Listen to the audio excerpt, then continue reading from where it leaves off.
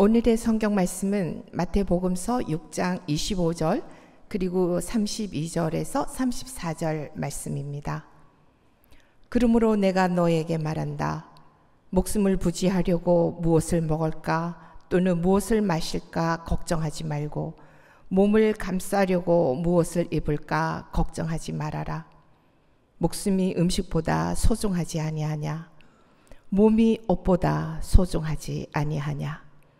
이 모든 것은 모두 이방 사람들이 구하는 것이요 너희의 하늘 아버지께서는 이 모든 것이 너희에게 필요하다는 것을 아신다. 너희는 먼저 하나님의 나라와 하나님의 의를 구하여라. 그리하면 이 모든 것을 너희에게 더하여 주실 것이다. 그러므로 내일 일을 걱정하지 말아라. 내일 걱정은 내일이 맡아서 할 것이다. 한날의 괴로움은 그날에 겪는 것으로 족하다. 이 말씀은 살아계신 하나님의 말씀입니다. 언제나 저희와 동행하시며 시련 속에 넘어져도 저희를 다시 일으켜 세우시는 하나님, 세상 복이 안일함과 모든 명예 버리고 하나님 홀로 영광과 찬양받기 위해 이곳에 모인 저희를 기억하옵소서. 예수 그리스도의 이름으로 기도합나이다. 아멘. 우리는 언제나 무엇을 먹을까, 무엇을 마실까, 무엇을 입을까 걱정합니다. 그러나 주님은 우리에게 그런 것들을 염려하지 말라고 말씀하십니다. 여러분은 이 말씀을 어떻게 이해하십니까? 어떤 사람들에게는 이 말씀이 매우 비합리적이며 도저히 실천할 수 없는 가르침으로 들릴 수도 있겠습니다. 특히 먹고 살기 힘든 시간을 보내는 사람에게는 현실 감각이 없는 배부른 사람의 관념적인 말로 들릴 것 같습니다. 그러나 이 말씀은 로마의 식민지 한복판에서 헐벗고 굶주린 방랑 설교자로 살아가던 예수께서 선포하신 것입니다.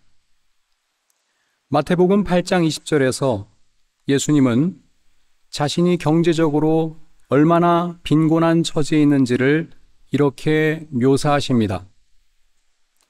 여우도 굴이 있고 하늘을 나는 새도 보금자리가 있으나 인자는 머리 둘 곳이 없다. 이처럼 예수님은 먹고 마시고 입는 일이 얼마나 긴급히 필요한지를 철저히 경험하고 계십니다. 그런데 무엇을 먹을까? 무엇을 마실까? 무엇을 입을까?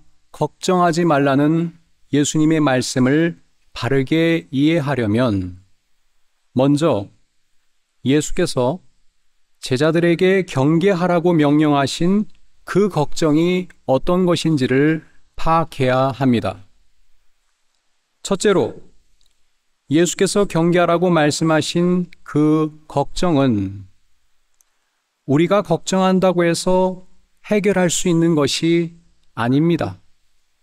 그러니까 우리 능력의 범주를 벗어난 것을 염려하지 말라는 것입니다.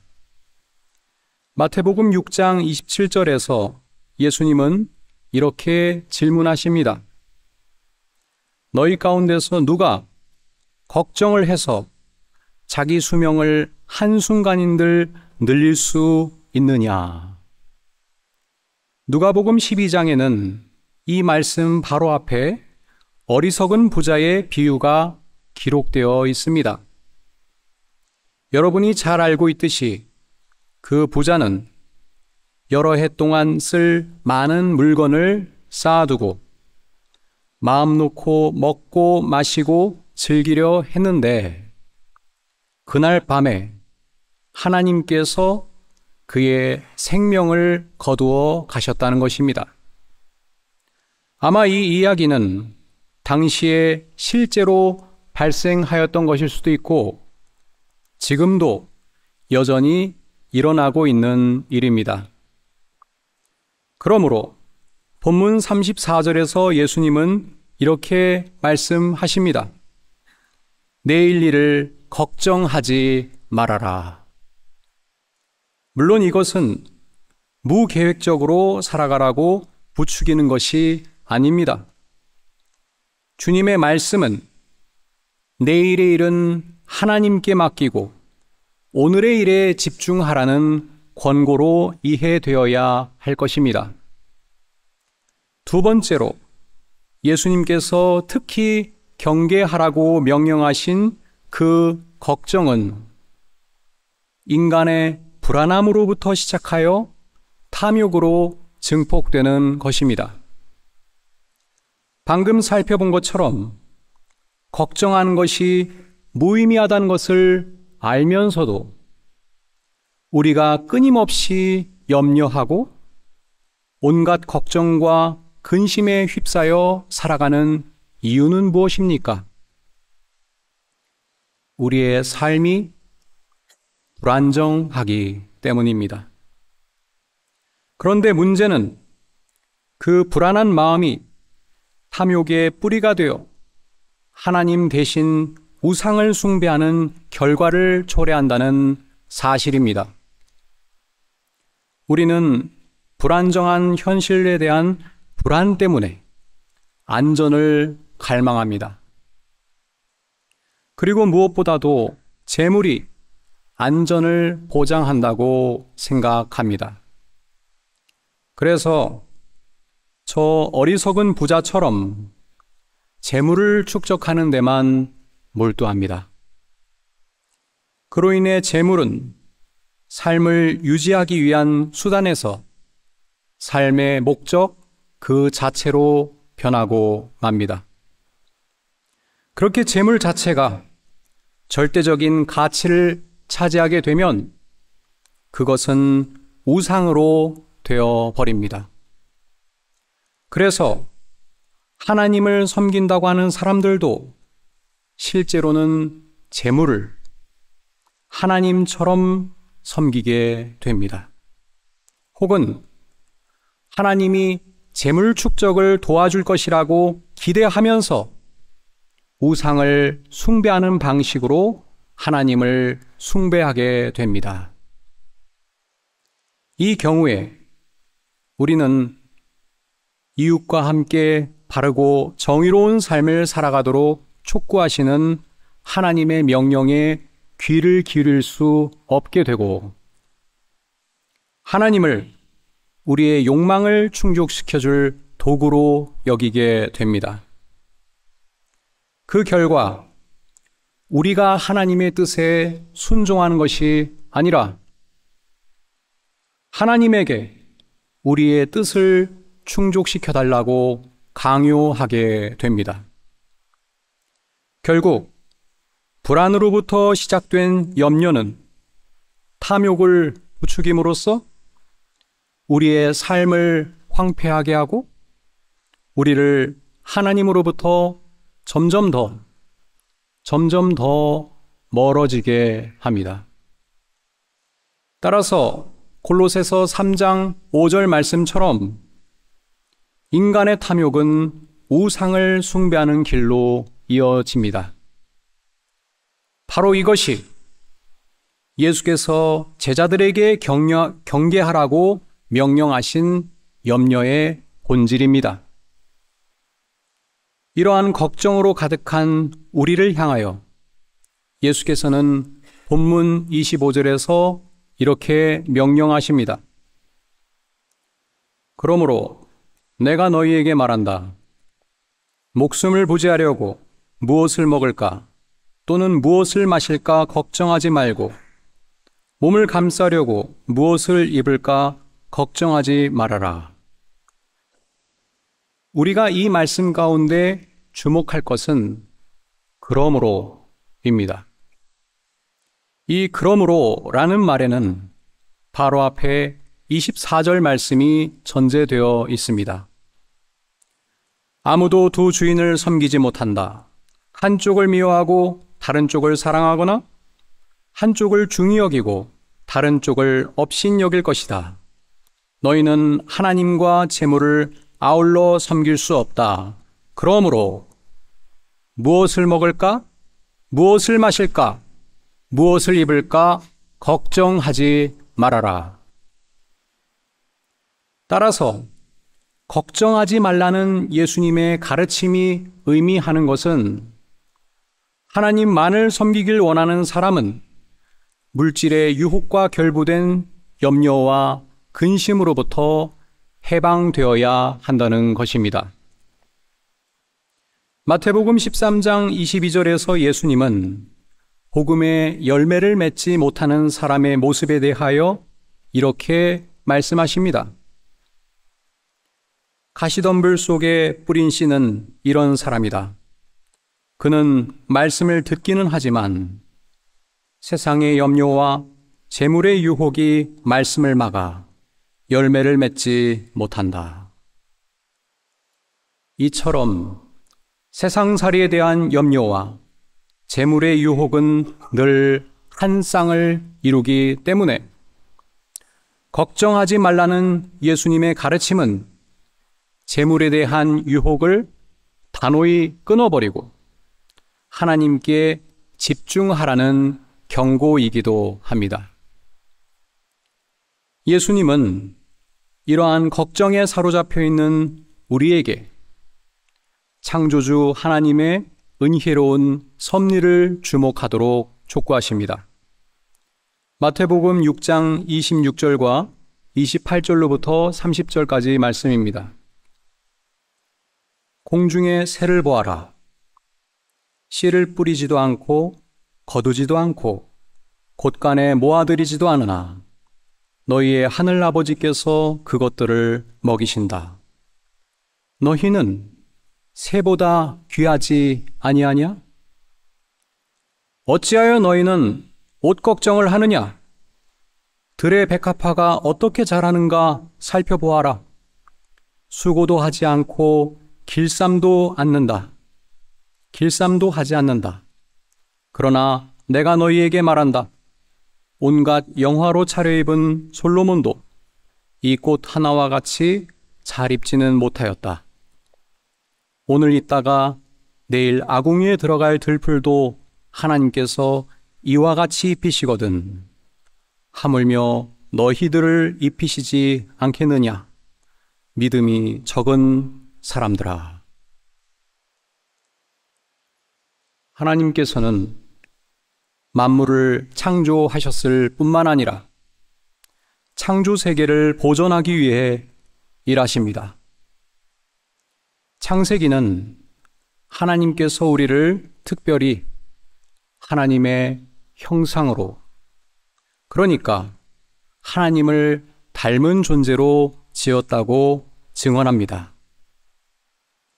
우리가 얼마나 소중한 존재들인지, 그리고 우리를 향하신 하나님의 사랑과 기대가 얼마나 큰 것인지를 나타내는 것이지요.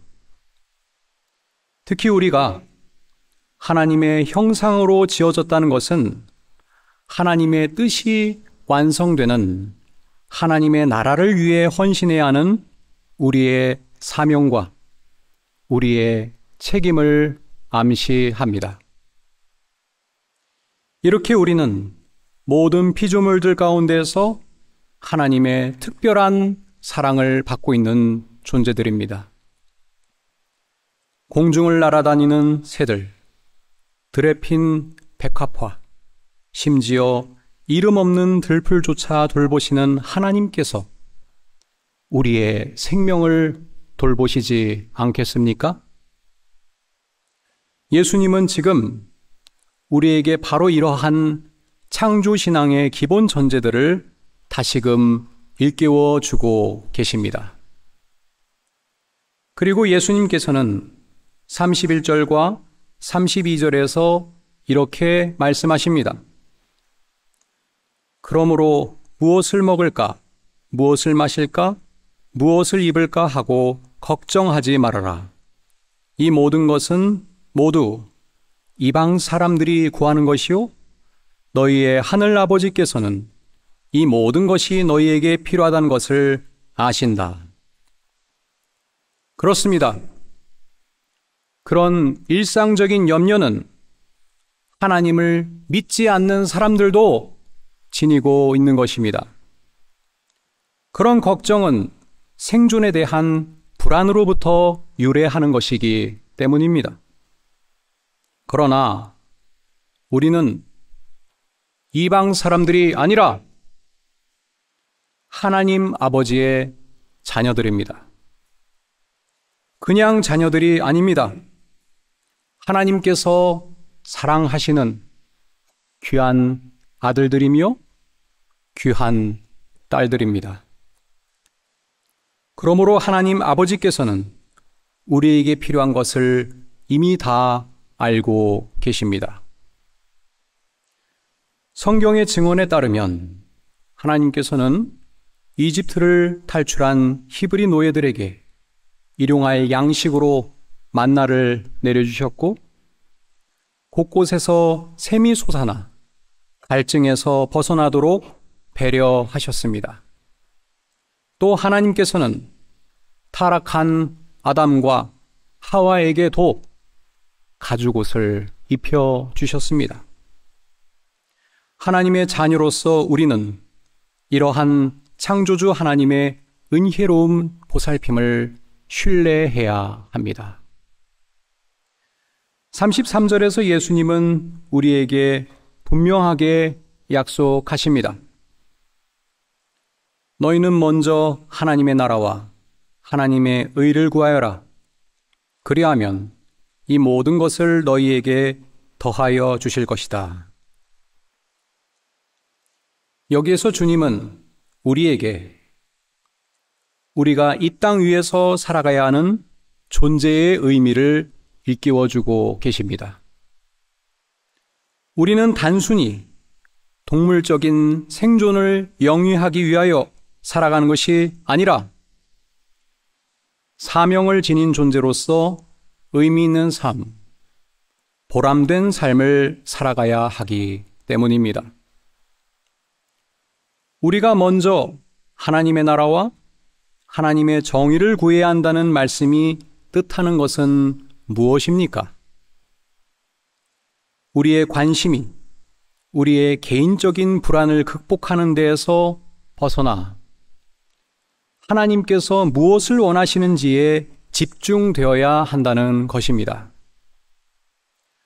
하나님은 모든 인간들의 생명과 몸을 보호하기 위하여 생존에 필요한 모든 것들을 제공하기를 원하십니다.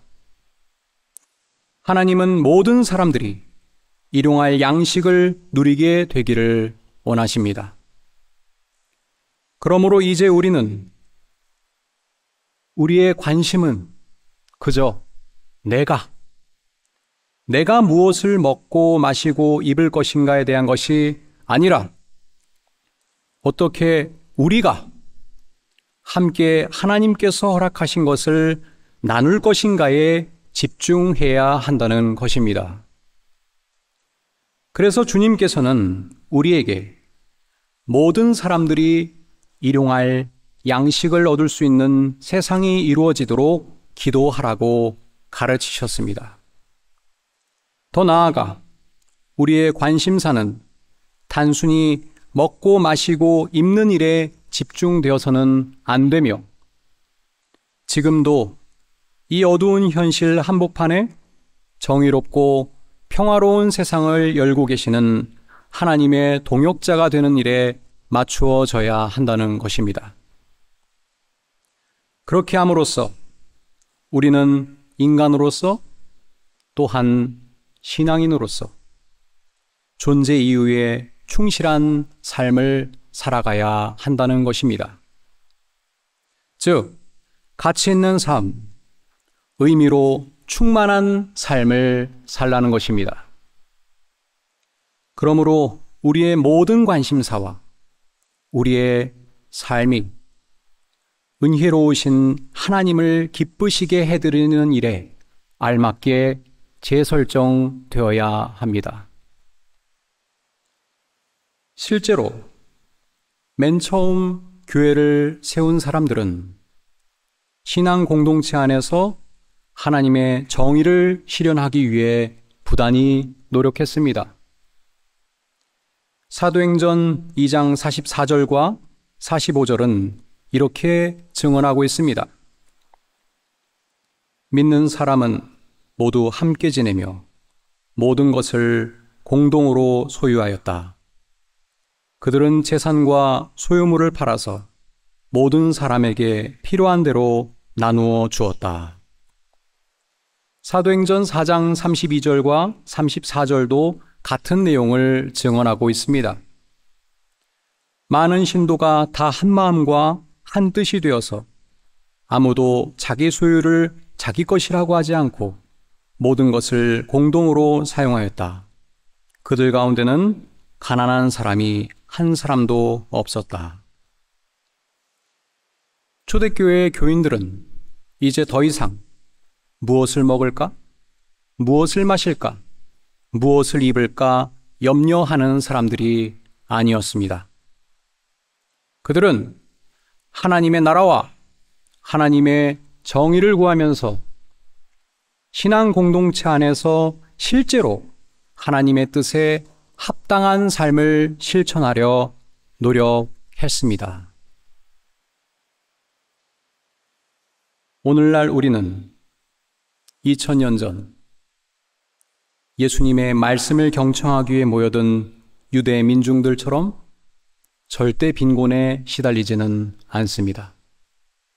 그러나 우리 사회에는 온통 남보다 더 잘 먹고 남보다 더 잘 마시고 남보다 더 잘 입으려는 욕망과 탐욕이 지배하고 있습니다.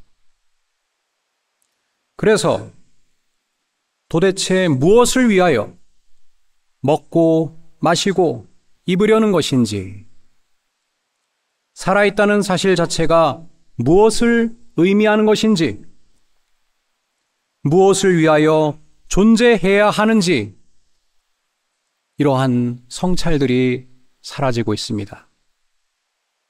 그로 인해 온갖 부정과 부패, 부정의와 불화, 허무와 무의미가 사회의 현실을 지배할 뿐만 아니라 우리의 실존을 오염시키고 있습니다.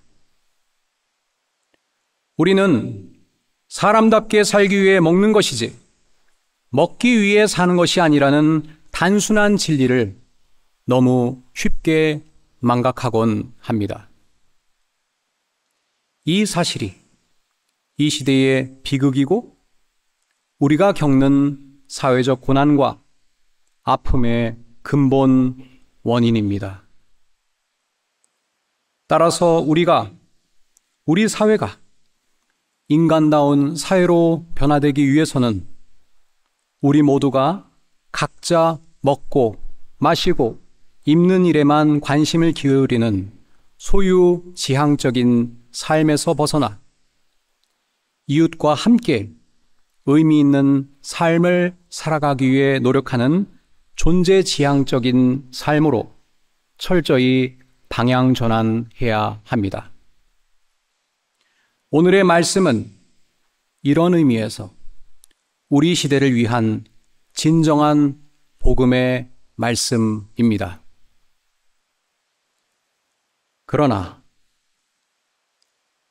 그럼에도 불구하고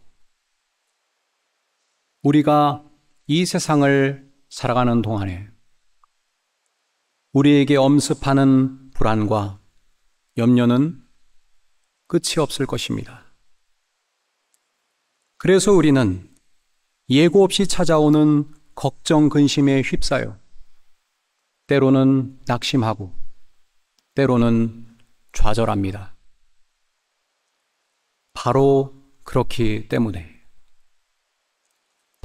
그렇기 때문에 우리에게는 하나님의 은총과 성령의 인도하심이 절실합니다. 날마다 예수께서 우리에게 말씀하시는 그 음성을 거듭 경청해야 합니다. 걱정하지 말아라. 주님이신 너희의 아버지께서 너희를 돌봐 주신다. 이것은 고통스러운 현실을 무마시키려는 혹은 둔감하게 함으로써 고통을 잊게 만들려는 일시적인 위안을 제공하려는 것이 아닙니다. 이것은 율법과 같은 명령도 아닙니다. 이것은 진정한 의미에서 위로의 말씀입니다. 즉, 근본적인 해결책을 제시함으로써 구원받은 새로운 삶의 가능성을 열어주는 초대의 말씀입니다. 이렇게 예수님은 우리와 함께 염려하는 동료 인간으로서 우리에게 창조주 하나님을 신뢰하고 의존하는 올바른 신앙의 길을 제시하고 있습니다. 이것은 주님께서 우리의 지친 어깨를 토닥이시며 들려주시는 하나님 나라의 복음입니다. 이 시간 우리에게 생명을 허락하시고 보호하시는 하나님 앞에 우리 마음속에 가득한 불안과 걱정을 다 내려놓으시길 바랍니다. 그리고 창조주 하나님의 은혜로운 섭리를 신뢰하면서 하나님과 함께 하나님의 뜻을 이루며 살아가려 노력하시기 바랍니다. 성령께서 우리의 마음을 새롭게 하셔서 걱정하지 말라는 주님의 가르침과 명령 앞에 순종하게 하시고 우리를 참된 생명의 길로 인도하여 주시기를 간절히 소망합니다. 기도하겠습니다.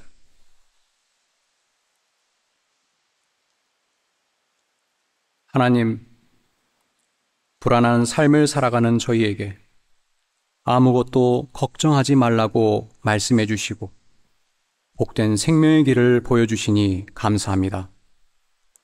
저희가 이방 사람들처럼 불필요한 염려에 사로잡히지 않게 돌봐 주시고 하나님의 자녀들답게 오직 하나님의 나라와 정의를 이루는 일에 집중하게 하옵소서. 마땅히 해야 할 걱정이 무엇인지를 분별하게 하시고 하나님께 영광 돌리는 복된 삶을 살아가게 하옵소서. 저희가 하루하루의 삶을 기쁘고 감사한 마음으로 살아갈 수 있도록 성령으로 저희와 함께 하시며 늘 깨우쳐 주옵소서. 예수 그리스도의 이름으로 기도합나이다. 아멘.